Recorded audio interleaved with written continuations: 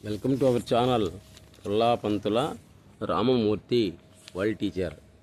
World teachers are born, not made. ప్రపంచ గురువులు, అవధూతలు, దైవశక్తి కలిగినటువంటి వాళ్ళందరూ కూడా తయారయ్యే వాళ్ళమ్మ కడుపులో జన్మిస్తారు. జన్మించిన తర్వాత తయారవ్వరు అనేటువంటిది నిజం. సెల్ఫ్ ఎంక్వైరీ అనే దాని గురించి మనం ఇప్పుడు చెప్పుకుంటూ ఉన్నాం.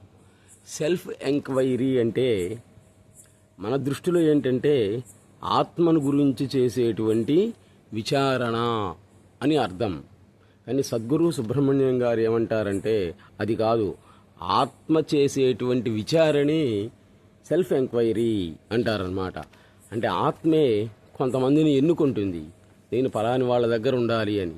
అలాగే సన్యాసత్వమే కొంతమందిని ఎన్నుకుంటుంది, నేను వీళ్ళ దగ్గర ఉండాలి అని. అటువంటి వాళ్ళే యోగులు, అవధూతలు, సద్గురువులు. అటువంటి వాళ్ళలో మొట్టమొదటి వాడు రామకృష్ణ పరమహంస, స్వామి వివేకానంద, తర్వాత రమణ మహర్షి. రమణ మహర్షిని సన్యాసమే ఆయన్ను కోరింది, అందువల్లనే అంత గొప్పవాడయ్యాడు. దేవుడు దేవుడిగా కానీ జగత్తుగా కానీ ఉంటాడు. రూపాయి కాగితం నాణ్యంగా కానీ చిల్లరగా కానీ ఉంటుంది. అది నాణ్యంగా ఉంటూనే చిల్లరను ఎప్పుడూ కూడా సృష్టించలేదు. సృష్టించగలదా? సృష్టించలేదు. లోపల ఎవడో మాట్లాడుతుంటే పైకి సెల్ ఫోన్ మాట్లాడుతున్నట్లు కనిపిస్తుంది. అలాగే నీ లోపల నుండి ఎవడో మాటలను అందిస్తూ ఉంటే భగవానుడే పైకి మాట్లాడుతూ ఉన్నాడు అని అనిపిస్తుంది. నీ మనస్సు చంచలం కాకుండా ప్రశాంతంగా ఉండేటట్లు చూసుకో. ఆ విధంగా ఉండాలంటే ప్రతి నిత్యం దేవాలయాలకు వెళ్ళి జపాలు, హోమాలు, యజ్ఞాలు తప్పనిసరిగా చేయించవలసింది. నీలో ఉన్నటువంటి దైవత్వాన్ని నీవు తెలుసుకునేంత వరకు అవన్నీ కూడా చేయించాల్సిందే. ఇంకా ఆ తరువాత అవసరం అనేటువంటిది లేనే లేదు. సత్సంగం అంటాం. సత్సంగాలు అని. సత్సంగం అంటే ఏంటంటే ఎంతమంది ఉన్నా కానీ, ఎవరు ఎన్ని అన్నా కానీ ఎవ్వరూ లేరు, ఏమీ అనలేదు అనే భావంతో ఉండటం. అంటే సంఘంలో ఒంటరిగా ఉండడం. ఒంటరి భావన అనేటువంటిది నీలో ఎప్పుడైతే ఏర్పడుతుందో నీవు అప్పుడు దైవానికి దగ్గరైనట్లే అవుతుంది. అదే అసలైనటువంటి సత్సంగం. ఈ రూపం, ఈ నామం నేను కాదు అనే భావనే తానుగా ఉండడం. ఇది చాలా కష్టం. ఒక్క అవధూతలకు, యోగులకు మాత్రమే అది సాధ్యం అనేటువంటిది అవుతుంది.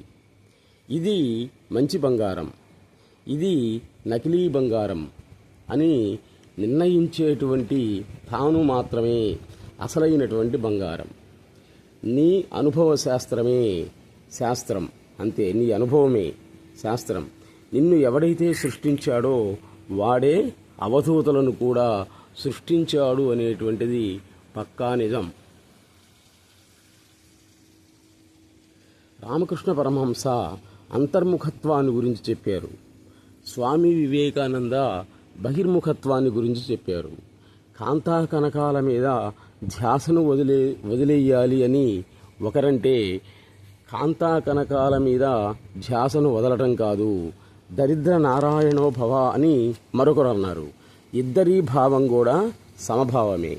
కాళికాంబ హంస కాళికాంబ అన్నారు వీరబ్రహ్మేంద్ర స్వామి. కాళికామాత యొక్క నిజస్వరూపాన్ని నేను చూశాను, ఆమెతో మాట్లాడాను అని చెప్పినటువంటి మొట్టమొదటి మనిషి ఎవరో తెలుసా? రామకృష్ణ పరమహంస. వివేకానందుని యొక్క అసలు పేరు నరేంద్రుడు. నరేంద్రుడు మొట్టమొదట పరమనాస్తికుడు, దేవుడు దైవం లేడు అనేటువంటి వాడు. అటువంటి వాడు రామకృష్ణ పరమహంస దగ్గరకు వచ్చి, నీవు దేవుణ్ణి చూసావా, అమ్మను చూసావా అన్నాడు. ధైర్యంగా చెప్పాడు, చూశాను అన్నాడు. నాకు చూపిస్తావా అన్నాడు. చూపిస్తాను రమ్మన్నాడు. ఒక గదిలోకి తీసుకెళ్ళాడు. కూర్చోబెట్టి ఎడంకాలు బొటని వేలు వివేకానందుడి యొక్క నెత్తిన పెట్టి గట్టిగా గీకాడనమాట. వెంటనే రక్తం చిందించింది. అప్పుడు ఈ భూమండలం మొత్తం కూడా గరగరా తిరుగుతున్నట్లు, దశావతారాలన్నీ కూడా తన మీదికి వస్తున్నట్లుగా భ్రాంతి కలిగింది. గట్టిగా ఏడవటం మొదలుపెట్టాడు. ఏదో శాతబడి చేస్తున్నాడేమో అని భయపడ్డాడు వివేకానందుడు. ఆ తర్వాత ఇంకా పోయేటట్టున్నాడు అని ఆలోచించి రామకృష్ణ పరమహంస నెత్తిన ఆ కాలును తీసి హృదయం మీద చేతినుంచాడు. అప్పుడు సామాన్య స్థాయికి వచ్చాడు. ఇంకప్పటి నుంచి నరేంద్రుడు కాస్త స్వామి వివేకానంద అయ్యాడు. చూడండి, అంటే దైవత్వాన్ని ప్రసాదించాడనమాట. ఇంకప్పటి నుంచి ఆయన అన్నటువంటిదే వేదం. అమెరికా, లాటిన్, జపాన్, రష్యా నీ ఇష్టం, ఏ దేశం పోయినా కానీ ఆయన చెప్పినటువంటి వాక్యాన్ని అందరూ కూడా విన్నారన్నమాట. ఎన్ని రోజులో విన్నారు, 2 నిమిషాలే టైం ఇచ్చారు. కానీ ఆయన 20 రోజులు ఏకధాటిగా ఉపన్యసించాడు.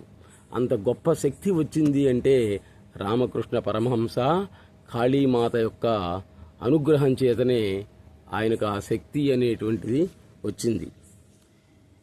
గురువుగారు చెప్తారు, సద్గురు సుబ్రహ్మణ్యం గారు, తిన్నటువంటి ఆహారం అది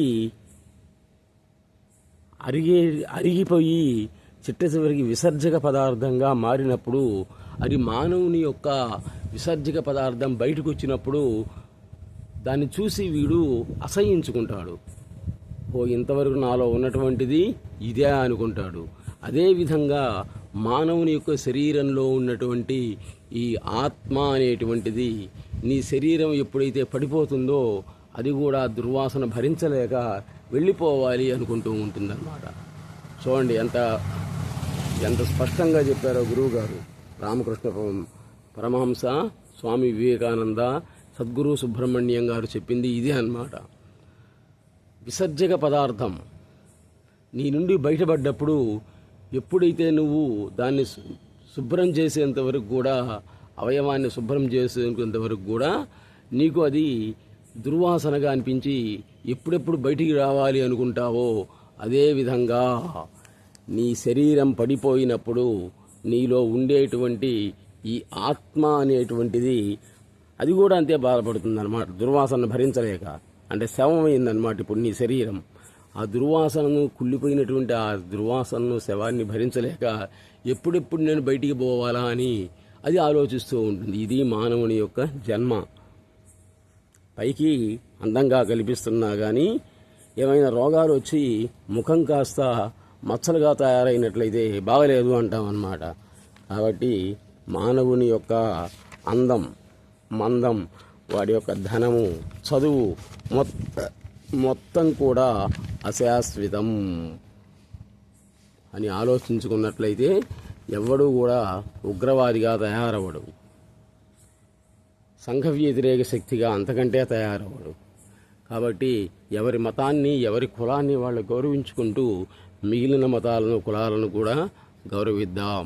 మన దేశమే హిందూ దేశం. హిందూ దేశంలో ఉండేటువంటి అందరూ కూడా హైందవులే. Please subscribe our channel Panthula Ramamurthy world teacher.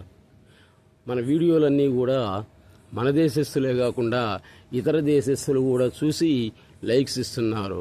అది మనకు చాలా ఆనందాన్ని ఇచ్చేటువంటిది. కారణం ఏంటి అంటే సద్గురు సుబ్రహ్మణ్యం గారి యొక్క భక్తులు, జిల్లెళ్లమూడి అమ్మవారి యొక్క భక్తులు దేశ విదేశాలలో చాలామంది ఉన్నారు. అందరూ ఒక్కసారి జిల్లెళ్లమూడి మహాక్షేత్రాన్ని రేపు జూన్ 12వ తారీఖున జిల్లెళ్లమూడి అమ్మవారు మహాసమాధి, అంటే జీవసమాధి అయినటువంటి రోజు చాలా వైభవంగా జరుగుతుంది. అవకాశం ఉన్న వాళ్ళందరూ వెళ్ళి చూసిరండి. నేను కూడా ఆ రోజు వెళ్ళి అక్కడ వీడియో తీస్తాను అన్నమాట. అమ్మవారి యొక్క జీవసమాధి జరిగినటువంటి ప్రదేశంలో అక్కడ జరిగేటువంటి కార్యక్రమాలన్నింటినీ కూడా జిల్లెళ్లమూడి అనేటువంటి పేరు ఎందుకు వచ్చింది అంటే, చూడండి, ఇటువంటి జిల్లేడి చెట్లన్నీ కూడా ఊరు చుట్టూ ఉన్నాయి. ఎప్పుడైతే అమ్మవారు అక్కడ ప్రవేశించిందో ఆ జిల్లేడి చెట్లకు మూడి మొత్తం కూడా తులసివనంగా తయారైంది. అందుకని దానికి జిల్లెళ్లమూడి అనేటువంటి పేరు వచ్చింది. కాబట్టి మహాపుణ్యక్షేత్రం తపోక్షేత్రం జిల్లెళ్లమూడి. జిల్లెళ్లమూడి రేపు జూన్ 12వ తారీఖున అవకాశం ఉన్న వాళ్ళందరూ కూడా జిల్లెళ్లమూడి వెళ్ళి అక్కడ కార్యక్రమాలు చూసి ఆమె చెప్పినటువంటి ఎన్నో గ్రంథాలు ఉన్నాయి. అంటే ఆమె చెప్తూ ఉంటే రాసుకుంటూ ఉన్నారన్నమాట. ఆ గ్రంథాలను కొని వచ్చి ఆత్మజ్ఞానాన్ని, మానసిక ప్రశాంతతను పొందండి. అలాగే తిరుపతి వెళ్ళేటప్పుడైనా వచ్చేటప్పుడైనా కానీ సద్గురు సుబ్రహ్మణ్యం గారి దగ్గరికి వెళ్ళి ఆయన కూడా చెప్పినటువంటి విషయాలు ఆధ్యాత్మికమైనటువంటి మానసిక ప్రశాంతత అనేటువంటి జ్ఞాన ప్రసూనాలు ఎన్నో బుక్స్ ఉన్నాయన్నమాట. అవన్నీ కొని తెచ్చుకొని మానసిక ప్రశాంతతను పొందండి. Please subscribe our channel Pullapanthula Ramamurthy world teacher.